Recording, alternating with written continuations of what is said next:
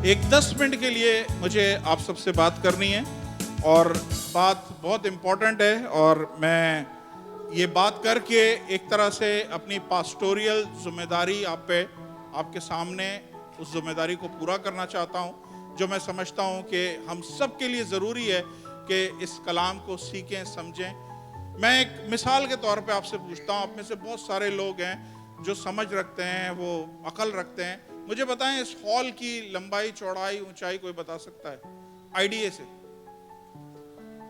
आशिर भाई 20 फुट आशिर भाई बोल रहे हैं। चौड़ाई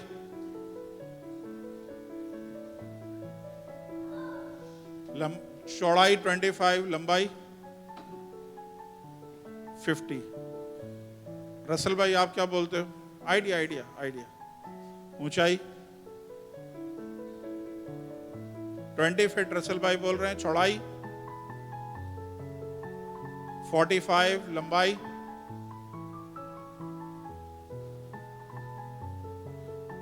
ओके। अब आपने देखा, मैं सबके पास नहीं जा रहा, मैं सिर्फ आपको जो समझाने की बात बोल रहा हूं कि जब मैंने पूछा कि इसकी लंबाई, चौड़ाई और ऊंचाई कितनी है, तो हर एक सिर्फ आइडिया ले रहा है, अपने आइडिया से बता रहे हैं इतना हो सकता है, इतना हो सकता है, उतना हो सकता है। अब इसका आसान हल पता क्या है कि अगर मैं वो मेजरिंग टेप होता है ना, जानते हैं ये लंबा वाला मेजरिंग टेप, वो दर्जी वाला नहीं, जो वो वाला होता है लंबा वाला मेजरिंग टेप लाके अगर मैं यहाँ से यहाँ तक नापूंगा और मैं आपको बोलूँगा जी ये 60 फीट बन रहा है, और फिर मैं मेजरिंग टेप से उस कोने से पीछे तक करूँगा, बोलूँगा 150 फीट बन रहा है, और ऊंचाई मैं आपको बताऊँगा 40 फीट बन रही है। तो जब मैं मेजरिंग टेप के साथ ये सब करूँगा, आप में से कितने ऐसे हैं जो उसके बाद भी इस बात पे अड़े रहेंगे, नहीं ये इतना नहीं हो सकता? जब मेजरिंग टेप के साथ होगा तो हर बंदा एग्री हो जाएगा कि जो मेजरिंग टेप बोल रहा है वो सही है, राइट? हमारे आइडिया अपनी तरफ है, लेकिन जो मेजरिंग टेप बोल रहा है वो 100% सही है। आज मैं ऐसी एक चीज आपके साथ शेयर करना चाहता हूं जो मेरे दिल पे एक बोझ है, और मैं आपके साथ 10 मिनट से ज्यादा नहीं लूंगा। मैं वो चीज समझाना चाहता हूं, मैं बोलूंगा, आपकी मर्जी, आपने कितना उस पर यकीन करना है, कितना नहीं करना है, टोटली आपके ऊपर है। लेकिन मैं एज अ पास्टर, मेरी जिम्मेदारी है कि मैं आपको कलाम की सच्चाई बता सकूं, कलाम क्या कहता है, मेजरिंग टेप क्या बोलता है, और हमारी जो जद्दी पुश्ती सिस्टम चला आ रहा है वो क्या बोल रहा है। हालेलुया। हम लोग, मसीह लोग, भेड़ चाल की तरह चल रहे हैं, और अब से नहीं चल रहे हैं, पिछले 20 सदियों से चल रहे हैं। जो हमारे दादा परदादा बाप दादाओं ने करते हुए आ रहे हैं, हम एग्जैक्टली वही सब रिपीट करते जा रहे हैं।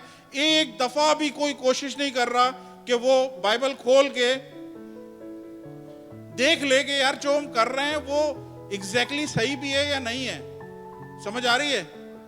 खुदावंद यीशु मसीह जो सबसे ज्यादा अपनी मिनिस्ट्री में अपसेट हुए हैं, अपसेट का मतलब है जो पसंद नहीं करते थे ना, वो ट्रेडिशन पसंद नहीं करते थे, सकावत, रीति रिवाज, जो ट्रेडिशन चल रहे थे, रिवायतें चल रही थी, खुदावंद यीशु मसीह उनसे शदीद नफरत करते थे। खुदावंद यीशु मसीह उन लोगों को भी पसंद नहीं करते थे, वो कलाम को अच्छा जानते थे।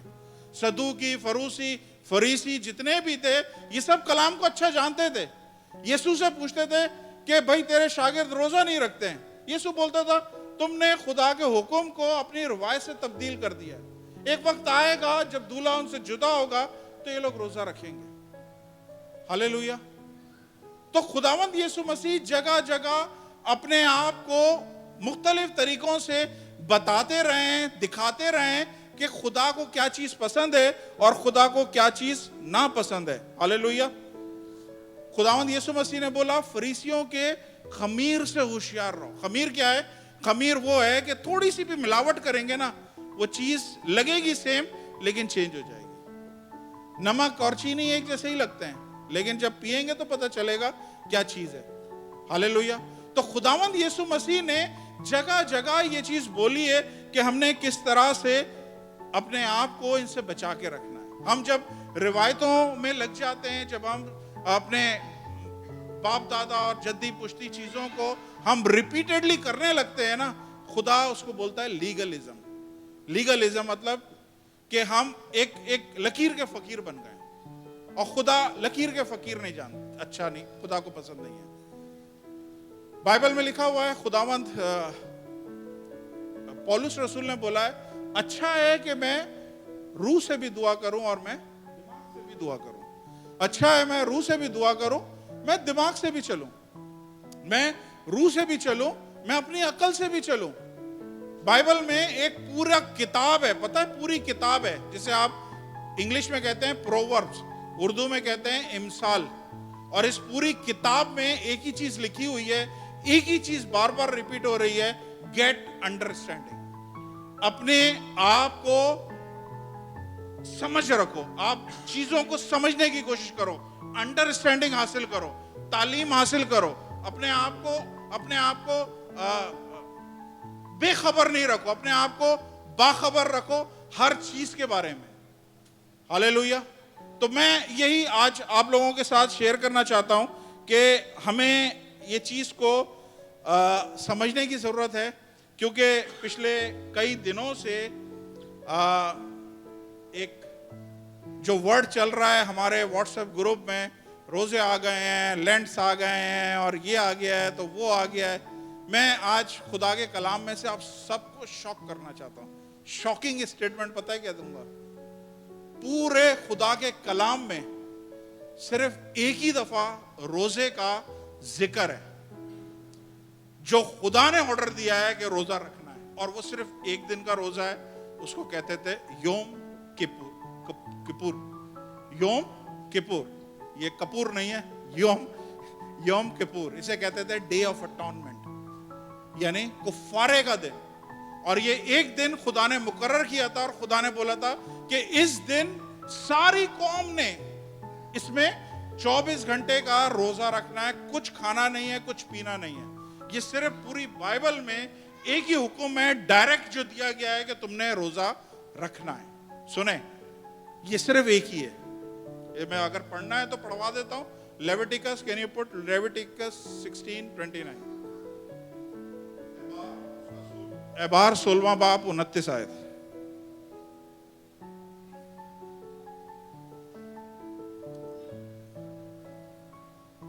Leviticus 16:29, fast. और ये तुम्हारे लिए एक दायमी कानून होगा कि 7वें महीने की 10वीं तारीख को तुम अपनी अपनी जानों को दुख देना। उस दिन कोई फायदा और ऐसी हो या परदेसी, देसी हो या परदेसी हो, जो तुम्हारे बीच में हो, बूदोबाश करता हो, किसी तरह का काम ना करे। नेक्स्ट, क्योंकि उस रोज तुम्हारे वास्ते तुमको पाक करने के लिए कुफारा दिया जाएगा, सो तुम थामने सब गुनाहों से, ये उर्दू की ट्रांसलेशन यहाँ पे ऐसी है, खुदावंद खुदा पाक ठहरोगे, और तुम्हारे लिए खास आराम का सबत होगा, तुम उस दिन अपनी जानों को दुख देना है, दायमी कानून होगा। ये रोजा था जो पुराने ऐतनामे में खुदा ने एक दिन का बोला था कि ये एक दिन का रोजा इस्राएली कौम ने रखना है। ये ऑफिशियल रोजा है। सुने, आप लोगों को मैंने क्या बोला है? आप लोगों ने अकल से भी चलना है, आप लोगों ने रूह से भी चलना है, आप लोगों ने मेजरिंग टेप के साथ चीजों को सीखना है, फिर उसके बाद आपने मसीह जिंदगी में करना है। जो हमारे माँ बाप या बाप दादा या आबो अजदाद करते हुए आए, उसको रिपीट नहीं करना है। वो कर रहे हैं तो वो ठीक कर रहे होंगे, एटलीस्ट ये आपके पास मेजरिंग टेप है, लें चेक कर लें वो कर रहे हैं सही है नहीं कर रहे हैं। तो बाइबल में सब प्लीज मेरी तरफ मुतवज्जो हो, बाइबल में जगह जगह खुदा के लोगों ने, खुदा के नबियों ने रोजे रखे। बहुत सारे लोगों ने रोजे रखे हैं, मैं उसकी डिटेल में नहीं जा रहा। जैसे मूसा ने रोजे रखे हैं, एस्तर ने रोजे रखे हैं। एस्तर ने 3 दिन का रोजा रखा था अपनी कौम को बचाने के लिए। मूसा जब पहाड़ पे गया था 40 दिन का रोजा रखा था। ये दाऊद नबी ने, दाऊद बादशाह ने 7 दिन का रोजा रखा था अपने बेटे को बचाने के लिए। समझ आ रही है? इलाइजा ने 40 दिन का रोजा रखा, कुछ नहीं खाया, कुछ नहीं पिया। एजरा ने रोजा रखा, यसाया ने रोजा रखा, नेहमिया ने रोजा रखा। नैनवा के लोग, जो नैनवा जो वो था ना जहां पे योना नबी गया था, नैनवा के लोगों ने हद कर दी। उन्होंने ऐसा रोजा रखा 3 दिन का, उन्होंने मनादी कराई कि ना सिर्फ इंसान तो इंसान, उन्होंने जानवरों को भी खाना पानी नहीं दिया। 3 दिन तक ना जानवरों ने कुछ खाया पिया ना इंसानों ने। तो बाइबल में हमें रोजे नजर आते हैं। डैनियल ने रोजा रखा, पौलुस ने रोजा रखा, यीशु मसीह ने रोजा रखा, डिसाइपल्स ने रोजा रखा, चर्च ने, जब पतरस अंदर था पीछे चर्च रोजे रख रहा था। तो बहुत सी जगहों पे बाइबल में रोजे रखे गए हैं, लेकिन डायरेक्ट कमांडमेंट कोई नहीं मिलती है कि कितने दिन के रखने हैं, कौन से रोजे रखने हैं, कौन से महीने में रखने हैं। इस तरह का कोई कमांडमेंट बाइबल में नहीं है। कोई हमारे यहाँ देखिए, हमारे रोजों का जो सीजन है इस वक्त, इसको आप मुस्लिम या हिंदू या किसी और मजहब के साथ नहीं मिलाएं, क्योंकि बाइबल के साथ टैली नहीं होता है। मैं भी प्रूफ करता हूं। उसकी वजह यह है कि हमारे यहां रोजों का सीजन नहीं है कि जी फला महीने में, बाइबल के मुताबिक बात कर रहा हूं, ठीक है। जो वेटिकन सिटी से ऑर्डर आते हैं, वहां से जो आता है कि फला टाइम पे रोजे शुरू होंगे और ये चलेंगे, ये एक डिफरेंट चीज है, उसको हम देख लेते हैं। मैं रोजे के खिलाफ नहीं बोल रहा हूं, मैं आपको वो चीज दिखाना चाह रहा हूं, बताना चाह रहा हूं कि आप अंडरस्टैंडिंग के साथ चीजों को समझ सकें, फिर आप रखें। रोजा रखना बहुत अच्छी चीज है, रोजे में कोई बुराई नहीं है, ना रोजे के खिलाफ मैं बात कर रहा हूं, लेकिन आपको समझने की जरूरत है कि हम रोजा क्यों रख रहे हैं। अब ध्यान से सुने, हमारे आम तौर पे ये जितने भी यहाँ पे सब बैठे हुए हैं, आप सबको ये बात अपने माँ बाप से पहुंची है, खुदावंद से नहीं पहुंची है कि जिस रात वो पकड़वाया गया। माँ बाप से पहुंची है कि खुदावंद यीशु मसीह ने 40 दिन रोजे रखे थे, 40 दिन रोजे रखे थे। उसके बाद हमारी क्रिश्चियनिटी में क्या होता है, ठीक उस रोजों के 40 दिन के रोजों के बाद फिर क्या होता है, गुड फ्राइडे आ जाता है। 40वां रोजा जो होता है वो गुड फ्राइडे को होता है, यानी 40वें रोजे पे खुदावंद यीशु मसीह को सलीब दे दी गई है। लेकिन बाइबल ऐसा नहीं बोलती है। आइए देखिए बाइबल क्या बोल रही है, उसमें से हम देखते हैं Luke 4 chapter 1, Luke chapter 4 verse 1 और 3। फिर यीशु रूह कुद्दुस से भरा हुआ यरदन से लौटा और 40 दिन तक रूह की हिदायत से बियाबान में फिरता रहा। नेक्स्ट, और इब्लीस उसे आजमाता रहा। उन दिनों में उसने कुछ ना खाया, और जब दिन पूरे हो गए तो उसे भूख लगी। नेक्स्ट, और इब्लीस ने उससे आकर कहा, तू खुदा का बेटा है तो इस पत्थर से कह रोटी बन जाए। नेक्स्ट, आप पढ़ें। इसके बाद ये खुदावंद यीशु मसीह है, ये वो रोजे हैं। रोजे रखने के बाद खुदावंद यीशु मसीह को सलीब नहीं दी गई है। इसलिए मैं बोल रहा हूं कि आपकी लॉजिक क्लियर होनी चाहिए, आपकी अंडरस्टैंडिंग क्लियर होनी चाहिए। उसके बाद आपने जो रखना है रखें। उसके बाद देखें ये काहे के लिए रखे गए थे। 14 same chapter 14 to 19, verse 14 to 19। फिर यीशु रूह की कुव्वत से भरा हुआ गलील को लौटा और सारे गर्दनवा में उसकी शोहरत फैल गई। नेक्स्ट, और वो उनके इबादत खानों में तालीम देता रहा और सब उसकी बड़ाई करते रहे। और वो नासरा में आया जहां उसने परवरिश पाई थी, और अपने दस्तूर के मुआफिक सबत के दिन इबादत खाने में गया और पढ़ने को खड़ा हुआ। नेक्स्ट, और यसाया नबी की किताब उसको दी गई। किताब खोलकर उसने कहा, वो मुकाम निकाला जहां पे लिखा हुआ था। क्या लिखा हुआ था? खुदावंद का रूह मुझ पर है, इसलिए कि उसने मुझे गरीबों को खुशखबरी देने के लिए मसा किया है। इसने मुझे भेजा है कि कैदियों को रिहाई दूं और अंधों को बिनाई की खबर दूं, कुचले हुओं को आजाद करूं। तो खुदावंद यीशु मसीह ने ये 40 रोजे किस लिए रखे थे? रूह कुद्दुस से भरने के लिए। मिनिस्ट्री शुरू करने से पहले, खुदा की काम को, खुदा की बादशाही को शुरू करने से पहले खुदावंद यीशु मसीह ने किस लिए रोजे रखे? ये 40 रोजे नहीं है, फिर सुन लें, ये 40 दिन का एक रोजा है। अब इसके एंड पे क्या यीशु को सलीब दे दी गई है? कब सलीब दी गई है? 3.5 साल की मिनिस्ट्री करी है खुदावंद यीशु मसीह ने, सब जगह अंजील की मनादी करी है। उसके बाद 3.5 साल के बाद उसने सलीब पे गया है। तो आप लोग, जितने लोग रोजों को फॉलो कर रहे हैं, क्लियर अंडरस्टैंडिंग के साथ फॉलो करें कि अगर हाँ मैं यीशु के रोजे रख रहा हूं, बड़ी अच्छी बात है, फिर ये काम करें। 40 रोजे पहले रूह से भरने के लिए रखें, फिर खुदा की खिदमत का काम शुरू करें, चर्च के लिए काम करें, जिंदगियां बचाने का काम शुरू करें। फिर एक टाइम आएगा जब खुदा आपको जलाल देगा।